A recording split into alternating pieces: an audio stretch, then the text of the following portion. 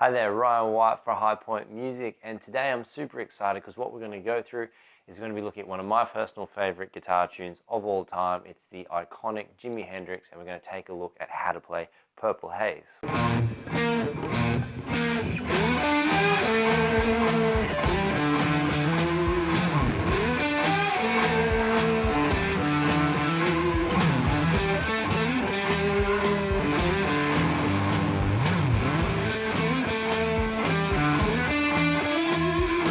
So with this one, I'm going to give you all the bits and pieces, all the techniques you're going to need to get through this one. Also, if you're not up with bar chords and things like that, I'm going to offer a few different alternatives so you two at home can recreate this awesome little tune that we've got going on here. Just before I drop the intro, don't forget to subscribe to the channel so you can keep up to date with all the latest lessons, technique, ideas, gear reviews, and everything guitar related that's going to help you with your playing. So let's get into it.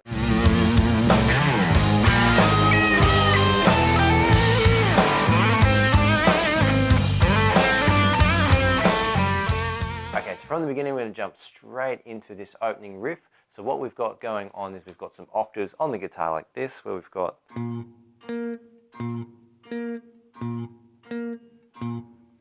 so the very first part there is quite simply our first finger on the 6th fret, on the B flat on the E string, and then we've got our third finger coming in on the B flat up the octave on the D string on the 8th fret. And what we're doing quite simply there, people, is just switching between the two. So 6th, 8th, 6th, 8th. So just like that, between that 4 times. So 1, 2, 3, 4. Just like that. I'll do it one more time.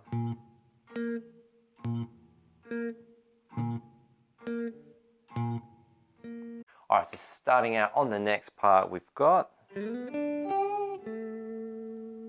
So with this one, you can slide from anywhere from close range. Like that, it could be 2 frets, could be 3 frets out, but we're just aiming for the 9th fret with our 3rd finger. So we're sliding in like that on the 9th fret on the D string, and then our first finger drops down to the 7th fret on the G string there. So we're going 1, 2, just like that, and again 1, 2, and the last time 1, 2. So moving on to the next note, we've got our second finger coming down on the 8th fret here. So we just like that. So we go 1, 2, 3. But with this finger here, we're going to put a bit of bending on the note to give it that real sort of distinctive Hendrix sound, that really bendy, raucous sort of feel there. So we go 1, 2, 3. 1, 2, 3. 1, 2, 3. So you can see I'm bending the note like that. So next note, we're going to go 1, 2, 3, and then our first finger comes in on the 7th fret on the D string. So 1, 2, 3, 4, and again. 1, 2, 3, 4, and again, and 1, 2, 3, 4. Last time, people, so 1, 2, 3. Alright, cool. So with these attempts, and you see me in the video looping stuff up and repeating it a few times, if you can, once you feel comfortable, try and have a go and actually play that along with me and see if you can lock in, and that'll be really good practice for not only learning the notes, but helping you develop your timing at the same time. Let's jump on to the next bit here. We go like that. So we're quick little slide in from the 4th fret there up to the 5th on the D string like that. And the reason why I'm not sliding in on my fingertip, I'm sliding quite flat on the finger, is because I want to roll that finger up to the 5th fret like that. So we go.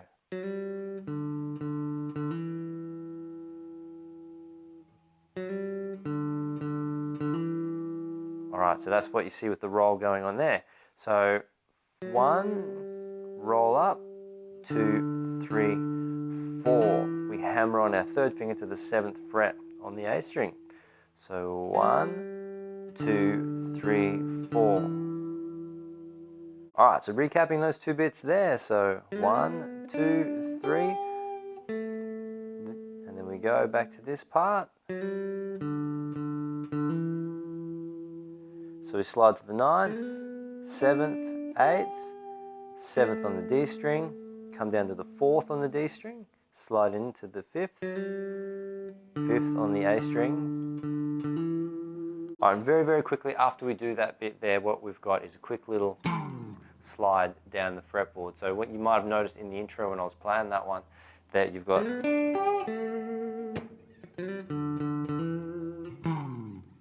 okay, so a quick little tip with this one, with the slide, it's quite helpful when you're doing it to actually jumping on the fretboard here, to actually slide from further up down the neck. So if you slide too far down here, what's going on is you've got to go all the way back to that bit. If we slide from up this section of the neck, we're sort of, when we leave our slide, we're coming off the strings and very close to the position where we want to be to re-enter that riff. So 1, 2, 3, and slide, 1, 2, and slide. Very cool. So just like that, let's jump on to the next part that we're going to break down. So we've just done that, and then we go there, that group of notes. So we go, so hammering on from the 5th to the 7th, like that. So hammer on, 5, 7, just like that. Hammer on, change strings, 5, 7. So have a few practices of that, and then we go. We slide up our 3rd finger to the 9th fret on the D string there. So that bit. That. And here we go. All right, down to that note there, which is 5th fret on the D string.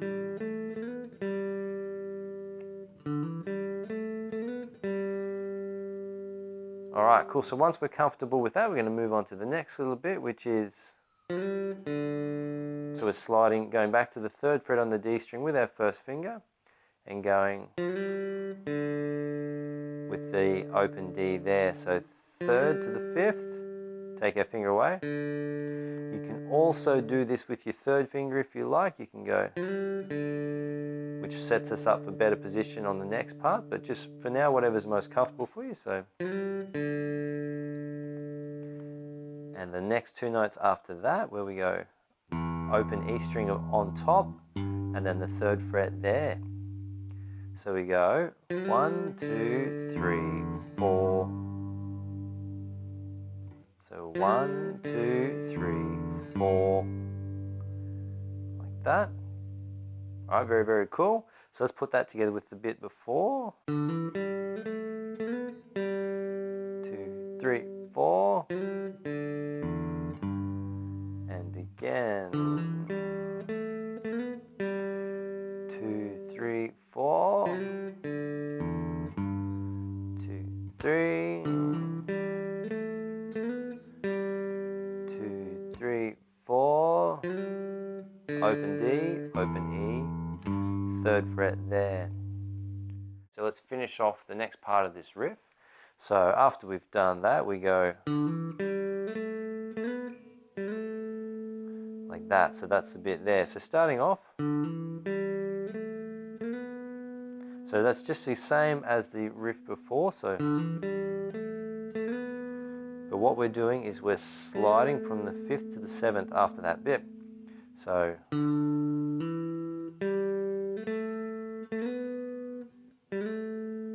that bit there,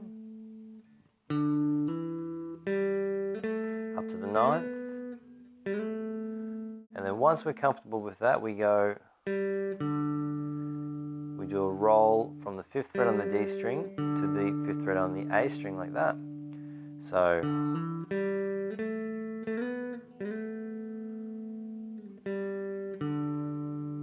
all right, 9th, 7th, 5th, 5th. And then to finish that part off, people, we go, So we go slide from the 7th to the 9th, down to the G string on the 7th, 1, 2, 3, with a hammer on from the 7th fret to the 9th fret there. So that last little bit.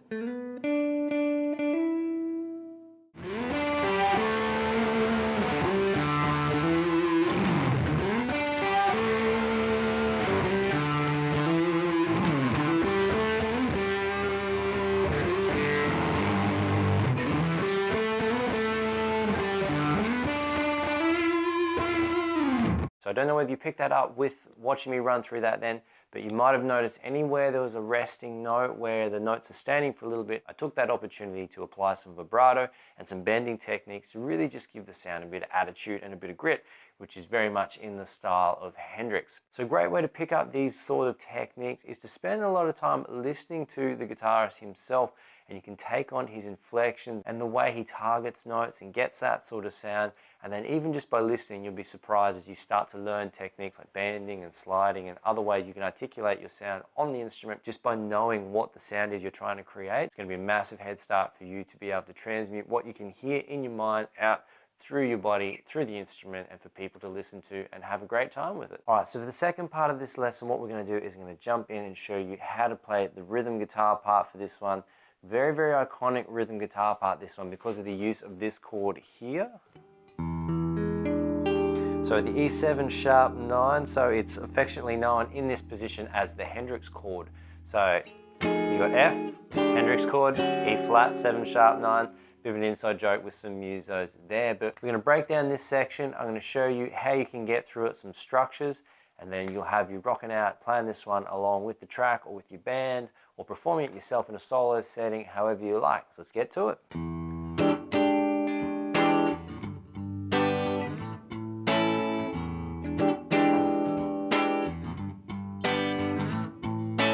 So that's the rhythm guitar part right there. As I mentioned in the introduction, if you're not familiar with how to use these bar chord structures like that, we can adapt after we've done the E7 sharp 9. Okay, I'm willing to compromise to show you guys some open chords.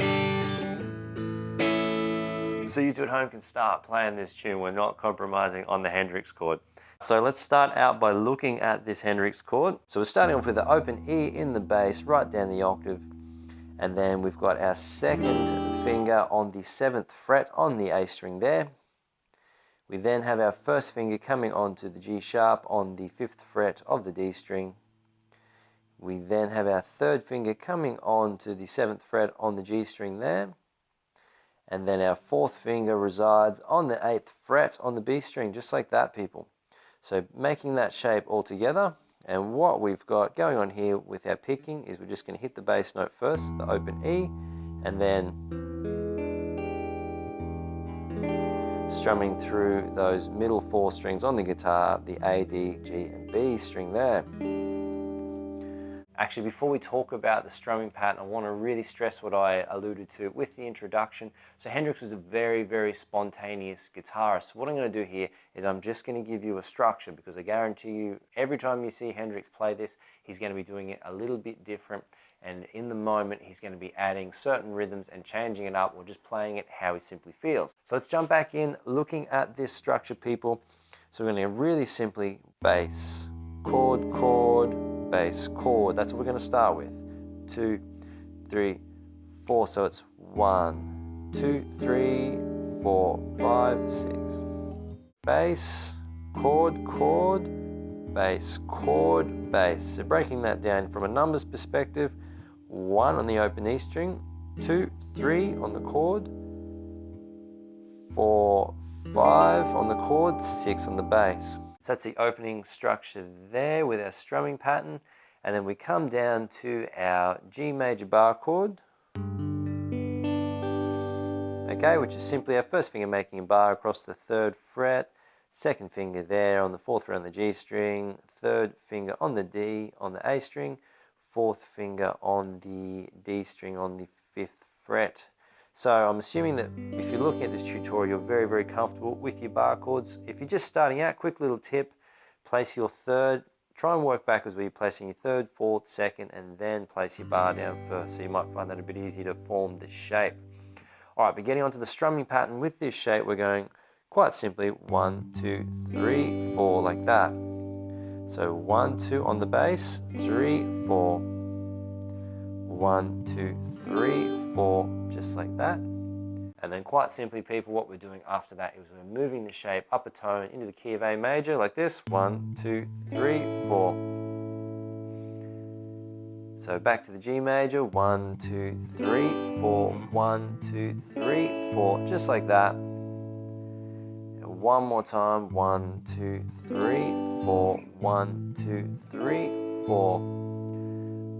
So let's combine that with the E7 sharp 9, aka Hendrix chord. So 3, 4, 1, 2, 3, 4, 5, 6, G major. 1, 2, 3, 4, 1, 2, 3, 4. To the G major, A major, and I'll slow it down now for you all. 4, 5, 6, G, A, and another slow one for you people out there. 1, 2, 3, 4, 1, 2, 3, 4. Alright, cool. So as I mentioned before, we're going to have an alternative there for you people if you're just developing your bar chords and you want to be able to get some of those sounds out for the song. You can substitute the bar chords here. For example, your G, you can substitute that with the G major voicing like this. And then with your A major, you can easily use your A form major voicing there, which you can either play like that, or some people play like that. So, and just apply the same strumming patterns there. So the only thing you need to keep in mind with that is on the A major, your bass note moves onto the 5th fret. Sorry, not the 5th fret, the 5th string, I should say, just like that. All right, so that continues on. We've just got one more little part to learn. So the bit we're going to be looking at is 1, 2.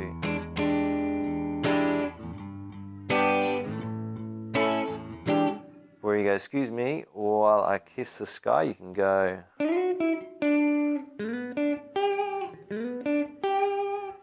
Just like that. So that bit really, really simply is sliding with your 3rd finger up to the 11th fret on the G string. So we're going 1st finger on the 9th and sliding back to the 7th there.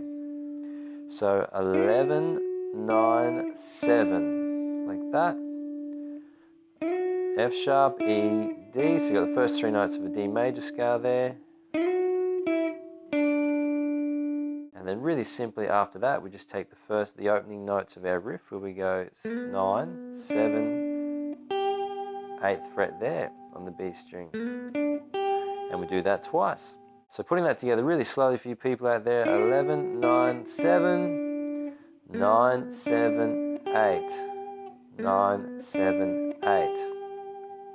So that covers us for that section there. So really, really nice, simple one. Just take your time. We're borrowing some notes from the opening part, which is very, very cool. And we just got to add those 3 notes, the F sharp, the E, and the D in front of that, and you're going to have that bit ready to rock out. It's a very cool lesson today, people. That covers us for all the parts we need for Jimi Hendrix's Purple Haze. As I mentioned, very iconic rock guitar tune. And if you haven't looked at much Hendrix stuff, please look into his stuff. He's very, very influential, very iconic guitarist of the rock genre. So if you appreciate the content of these lessons, smash those like, subscribe, and share buttons.